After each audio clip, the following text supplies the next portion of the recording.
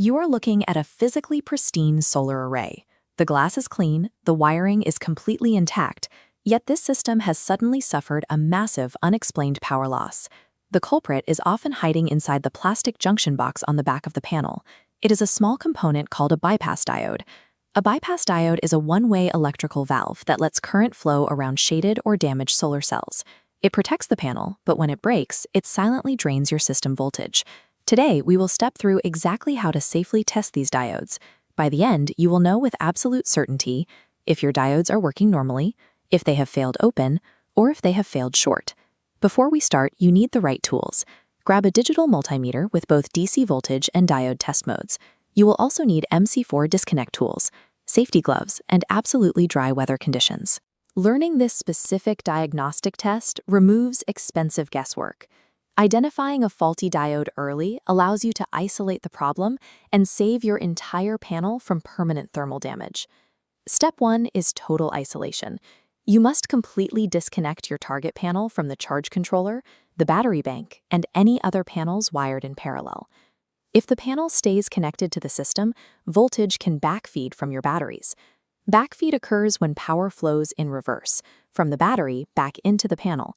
This creates physical spark hazards and guarantees false readings on your multimeter. Next, we need our baseline metric, known as open circuit voltage, or VOC.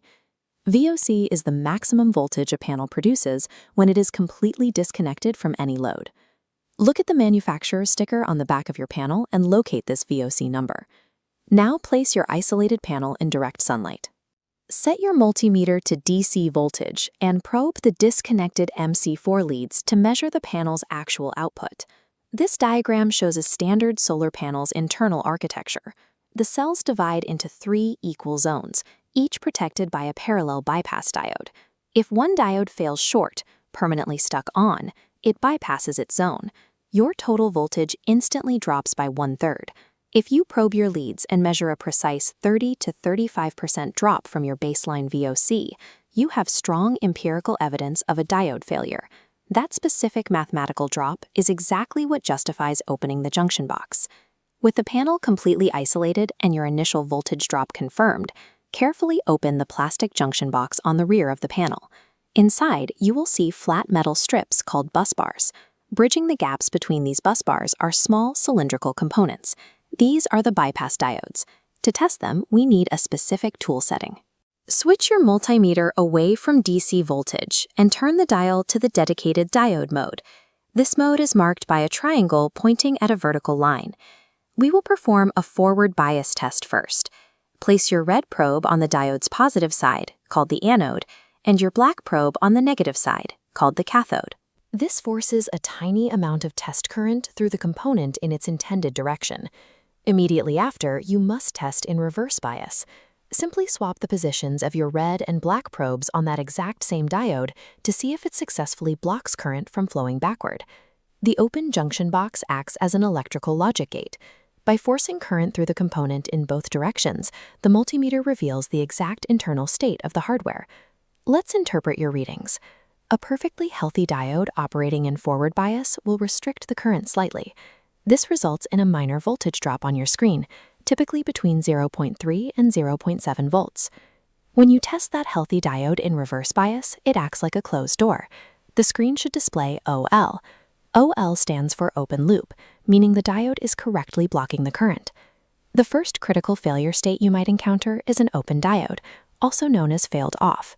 If the diode has failed open, your multimeter continuously displays OL in both directions. The electrical path is broken. An open diode blocks electrical current completely. When shading occurs over that section of the panel, the trapped energy rapidly transforms into heat.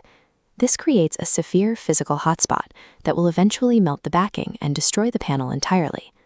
The second major failure state is the shorted diode, or failed on. If the diode has failed short, it has lost all electrical resistance. Your screen will display a near-zero numerical reading, such as 0.00, in both the forward and reverse bias directions. This matrix summarizes your 3 possible outcomes. A healthy diode shows roughly half a volt forward and open loop in reverse. A failed open diode reads open loop in both directions, and a failed short diode reads 0 in both directions. Extracting these exact dual-directional readings provides undeniable mathematical proof of the component's state. It entirely removes ambiguity from your troubleshooting process.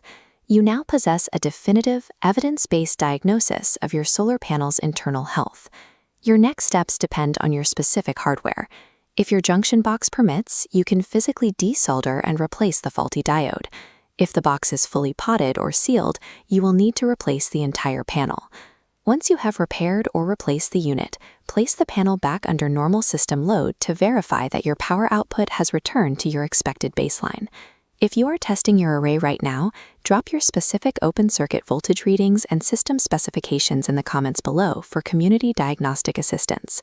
To learn how to test and optimize the rest of your power system, click the Solar Panel Troubleshooting playlist on your screen now. Mastering these specific readings means you can solve system failures with a soldering iron rather than a credit card, keeping your array online through precise field maintenance instead of expensive replacement.